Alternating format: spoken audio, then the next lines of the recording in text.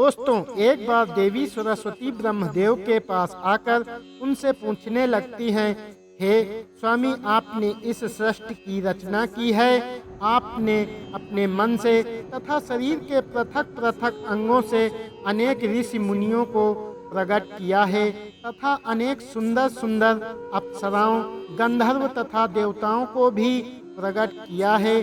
आपने ही स्त्रियों को संदर्भ और चंचलता प्रदान की है, किंतु हे प्रभु, स्त्रियों में ही गर्भ की उत्पत्ति क्यों होती है? संसार में केवल स्त्रियां ही गर्भ धारण क्यों करती हैं? इसके पीछे क्या कारण है? यह कष्ट केवल स्त्रियों को ही क्यों सहन करना पड़ता है? तब ब्रह्मा जी मुस्कुराते हुए कहते हैं, हे देवी, आज आपने उचित ही प्रश्न किया है और यह बात सत्य है कि संसार में सभी रोगों और कष्टों से बढ़कर गर्भधारण का कष्ट होता है।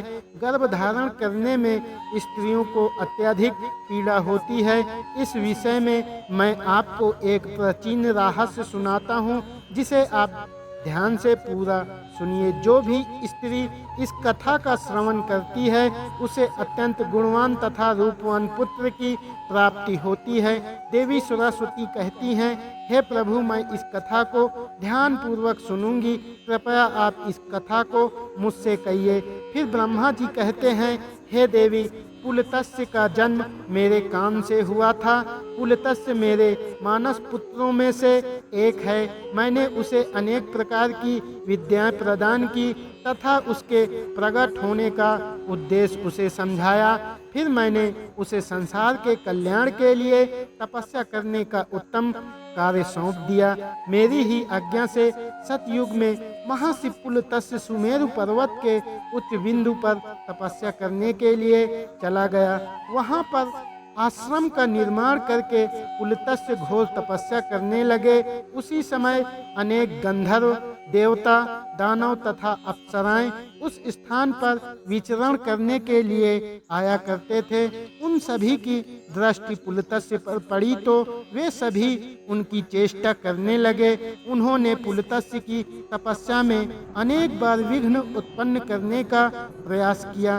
खेल खेल में अप्सराएं पुलत्स्य के तप को भंग करने का प्रयास करने लगी, उनकी तपस्या में बाधा निर्माण करने लगी। तभी पुलत्स्य ने क्रोध में आकर वहां पर उपस्थित सभी अप्सराओं और गंधर्वों को यह चेतावनी दे दी, आज के बाद जो भी प्राणी उनके सामने आएगा और उनकी तपस्या में विघ्न डालेगा, वह गर्भ धारण करेगा। पुलत्स्य की ऐसी कठोर वाणी सुनकर समस्त अप्सराएं, गंधर्व आदि भयभीत हो गए और वहां से डरकर दूर भाग गए। उसी समय में पर्वत की कंदर में ऋषि तृणबिंदु की कन्या हाविर्भुआ अपने माता पिता के साथ निवास करती थी। वह महर्षि पुलत्स्य के कहे गए वचन को नहीं जानती थी। फिर एक दिन वह अपनी सहेलियों को खोजते हुए सुमेरु पर्वत के उस स्थान पर चली गई जहां पर ऋषि पुलत्स्य तपस्या कर रहे होते हैं। तृणबिंदु की कन्या अपने सहेलियों को पुकारते हुए महर्षि पुलत्स्य के आश्रम पर पहुंच गई। जब हाविर्भुआ महर्षि पुलत्स्य के सामने आकर खड़ी हो गई तो उनकी दृष्टि उस स्त्री पर पड़ी। महर्षि पुलत्स्य की दृष्टि पड़ते ही पुलत्स्य के श्राप का प्रभाव उस पर पड़ने लगा। तत्काल ही उसका शरीर पीला पड़ने लगा और वह उसी क्षण गर्भवती हो गई। अचानक स्वयं के शरीर में इस प्रकार का विचित्र बदलाव देखकर हाविर्भुआ अत्यंत घबरा गई। उतने में ही उसकी सखियां उस स्थान पर आ गई तो हाविर्भुआ ने उन्हें उस घटना के बारे में बता दिया। फिर हाविर्भुआ की सहेलियां उसे लेकर उसके पिता के घर पर चली गई। वहां जाकर हाविर्भुआ ने अपने पिता को सारा वृत्तांत सुना दिया। अपनी पुत्री की यह बात सुनकर महर्षि तृणबिंदु को बड़ा दुख हुआ। अब उन्होंने ध्यान लगाकर सब कुछ देख लिया तो उन्हें पता चला कि महर्षि पुलत्स्य के द्वारा श्राप दिए जाने पर उनकी पुत्री गर्भवती हो गई है। इससे वे अत्यंत दुखी हो गए। और तुरंत ही अपनी कन्या को साथ में लेकर वे सुमेरु पर्वत पर चले गए। वहां पर उन्होंने महर्षि पुलत्स्य को देखकर उन्हें नमस्कार किया और क्षमा याचना करने लगे। ऋषि तृणबिंदु कहने लगे, हे महर्षि, आप तो साक्षात ब्रह्मा जी के मानस पुत्र हैं। सारे संसार में आपकी कीर्ति है। आप परम दयालु और परम कृपालु हैं। आज मेरी पुत्री के द्वारा अनजाने में ही अपराध हुआ है। वह आपके द्वारा कहे गए कथन से अनजान थी।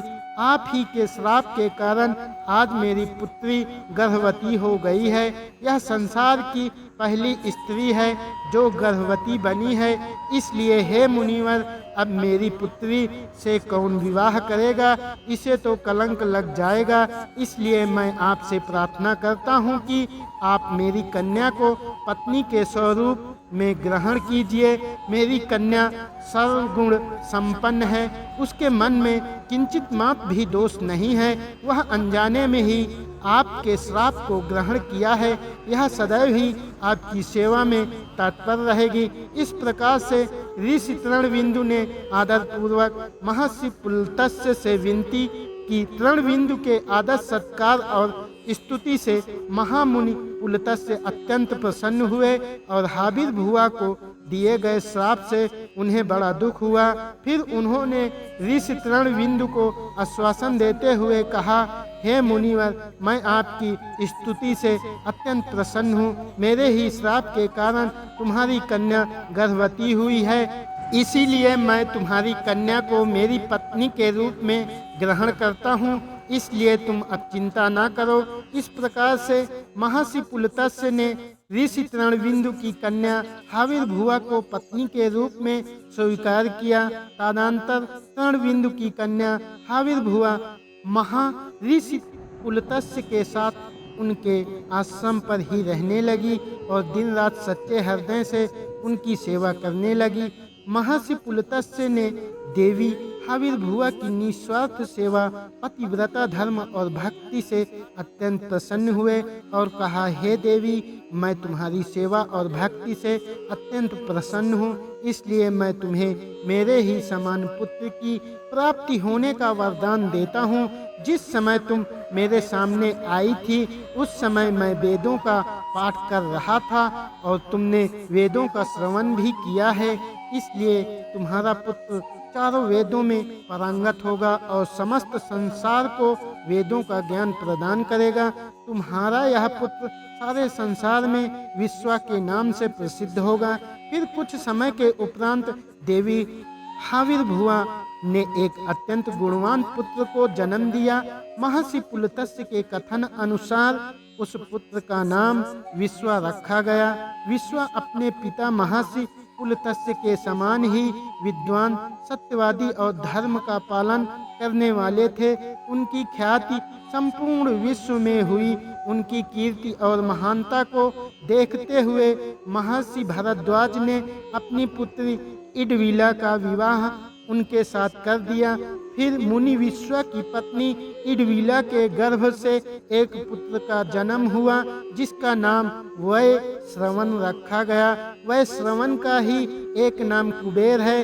कुबेर जी ने ब्रह्मा जी को प्रसन्न करने के लिए कठोर तपस्या की। फिर कुबेर की तपस्या से प्रसन्न होकर ब्रह्मदेव ने उन्हें वरदान दिया और उन्हें उत्तर दिशा का स्वामी तथा धन अध्यक्ष बना दिया।